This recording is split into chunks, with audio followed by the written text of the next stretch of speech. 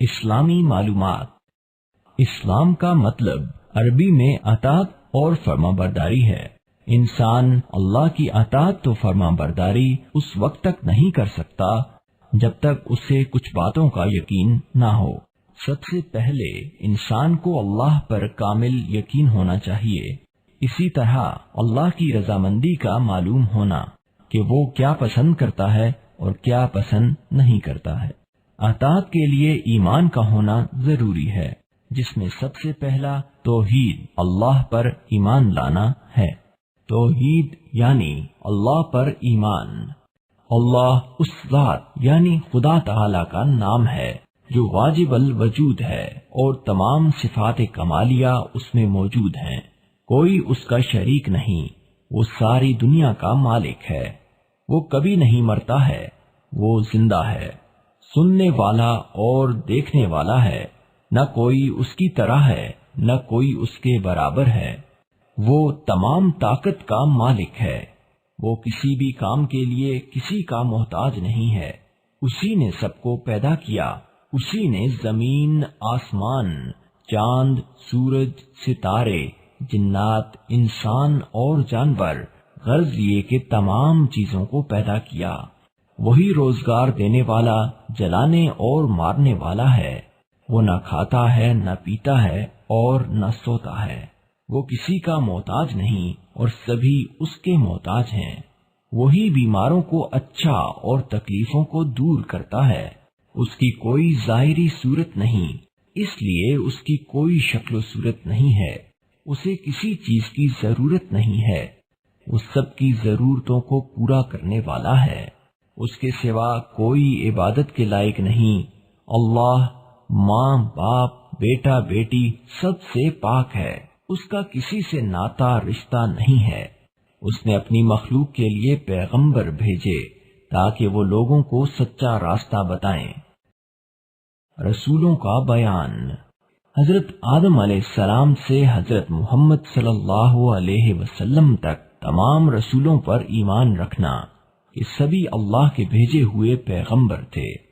حضرت محمد صلی اللہ علیہ وسلم کو اللہ کا بندہ اور آخری پیغمبر ماننا اور اللہ کے بعد آپ کو تمام مخلوق میں سب سے افضل ماننا۔ اللہ نے قرآن پاک آپ پر اتارا۔ آپ کو اللہ نے شب معراج میں آسمانوں پر بلایا اور جنت و دوزخ دکھایا۔ آپ خاتم النبیین ہیں، یعنی آپ کے بعد کوئی نیا پیغمبر نہیں آئے گا۔ صرف حضرت عیسیٰ علیہ السلام پیغمبر ہیں جو آسمان سے اتریں گے اور اسلامی شریعت کی پیروی کریں گے۔ آپ سب یعنی جن و انس کے پیغمبر ہیں۔ آپ قیامت کے دن اللہ کے حکم سے گناہگاروں کی شفاعت کریں گے۔ خدا کی کتابوں کا بیان۔ اللہ تبارک و تعالی نے جس طرح حضرت محمد صلی اللہ علیہ وسلم پر قرآن اتارا ہے، اسی طرح آپ سے پہلے جو پیغمبر آئے تھے ان کے پاس بھی اپنی کتابیں بھیجی تھیں۔ توریت حضرت موسیٰ علیہ السلام پر نازل ہوئی، زبور حضرت داؤد علیہ السلام پر نازل ہوئی، انجیل حضرت عیسیٰ علیہ السلام پر نازل ہوئی، قرآن مجید جو ہمارے پیغمبر محمد مصطفیٰ صلی اللہ علیہ وسلم پر نازل ہوا۔ صحیفوں کی تعداد معلوم نہیں۔ ہاں، کچھ صحیفے حضرت آدم علیہ السلام اور کچھ حضرت شیس علیہ السلام پر اور کچھ حضرت ابراہیم علیہ السلام پر نازل ہوئے۔ ان کے علاوہ اور بھی صحیفے ہیں جو بعض اور پیغمبروں پر نازل ہوئے۔ اللہ کے فرشتوں کا بیان۔ فرشتے خدا تعالی کی ایک مخلوق ہیں، نور سے پیدا ہوئے ہیں، ہماری نظروں سے غائب ہیں، نہ مرد ہیں اور نہ عورت۔ خدا کی نافرمانی اور گناہ نہیں کرتے۔ جن کاموں پر خدا تعالی نے مقرر فرما دیا ہے انہی میں لگے رہتے ہیں۔ آسمان اور زمین کے سارے کام فرشتوں کے ذمے ہیں۔ جیسے جبریل علیہ السلام اللہ کے پیغام، احکام اور کتابیں پیغمبروں کے پاس لاتے تھے، اسی طرح حضرت میکائیل علیہ السلام تمام مخلوق کو روزی پہنچانے اور بارش وغیرہ کے کام پر مامور ہیں۔ اور بے شمار فرشتے ان کی ماتحتی میں کام کرتے ہیں۔ بعض بادلوں کے انتظام پر مقرر ہیں، بعض ہواؤں پر مامور ہیں، بعض دریاؤں، تالابوں، نہروں پر مقرر ہیں، اور ان تمام چیزوں کا انتظام اللہ کے حکم کے موافق کرتے ہیں۔ حضرت اسرافیل علیہ السلام قیامت کے دن سور پھونکیں گے، اور حضرت اسرائیل علیہ السلام مخلوق کی جان نکالنے پر مقرر ہیں، اور ان کی ماتحتی میں بے شمار فرشتے کام کرتے ہیں۔ نیک بندوں کی جان نکالنے والے فرشتے علیحدہ ہیں، اور بدکار آدمیوں کی جان نکالنے والے علیحدہ ہیں۔ ان کے علاوہ فرشتوں کے بعض کام یہ ہیں: ہر انسان کے ساتھ 2 فرشتے رہتے ہیں، ایک فرشتہ اس کے نیک کام لکھتا ہے اور دوسرا برے کام لکھتا ہے۔ ان فرشتوں کو کرامن کاتبین کہتے ہیں۔ کچھ فرشتے انسان کے مر جانے کے بعد قبر میں سوال کرنے پر مقرر ہیں۔ ہر انسان کی قبر میں 2 فرشتے آتے ہیں، ان کو منکر نکیر کہتے ہیں۔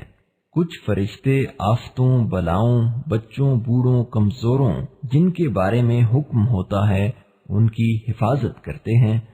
کچھ فرشتے جنت پر، کچھ دوزخ پر، کچھ فرش کے اٹھانے پر مقرر ہیں۔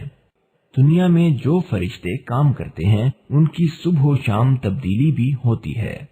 صبح کی نماز کے وقت رات والے فرشتے آسمان پر چلے جاتے ہیں اور دن میں کام کرنے والے آ جاتے ہیں، اور عصر کی نماز کے بعد دن والے فرشتے چلے جاتے ہیں اور رات میں کام کرنے والے آ جاتے ہیں۔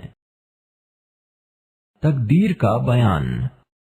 ہر بات اللہ کے علم میں ایک اندازہ مقرر ہے۔ اچھی بری عادت اللہ کی طرف سے ہوتی ہے، اور ہر چیز کو پیدا کرنے سے پہلے اللہ اسے جانتا ہے۔ اللہ کے اسی علم اور اندازے کو تقدیر کہتے ہیں۔ کوئی اچھی یا بری بات اللہ کے علم اور اندازے سے باہر نہیں۔ قیامت کا بیان۔ قیامت کا دن وہ ہے جس میں تمام آدمی اور جاندار مر جائیں گے اور تمام دنیا فنا ہو جائے گی، غرض ہر چیز ٹوٹ پھوٹ کر فنا ہو جائے گی۔ قیامت سے متعلق جن باتوں پر ایمان رکھنا ضروری ہے وہ یہ ہیں: ایک دن اللہ ساری دنیا کو مٹا دے گا، اس دن کا نام قیامت ہے۔ پھر وہ سب کو ایک دوسری زندگی دے گا اور سب اللہ کے سامنے حاضر ہوں گے۔ اس کو حشر کہتے ہیں۔ تمام لوگوں نے اپنی دنیاوی زندگی میں جو کچھ کیا ہے اس کا پورا نامہ اعمال اللہ کی عدالت میں پیش ہوگا۔ اللہ ہر شخص کے اچھے اور برے اعمال کا حساب کریں گے۔ جس کی بھلائی زیادہ ہوگی اسے بخش دیں گے، اور جس کی برائی زیادہ ہوگی اسے سزا دیں گے۔ جن لوگوں کی بخشش ہو جائے گی وہ جنت میں جائیں گے، اور جن کو سزا دی جائے گی وہ دوزخ میں جائیں گے۔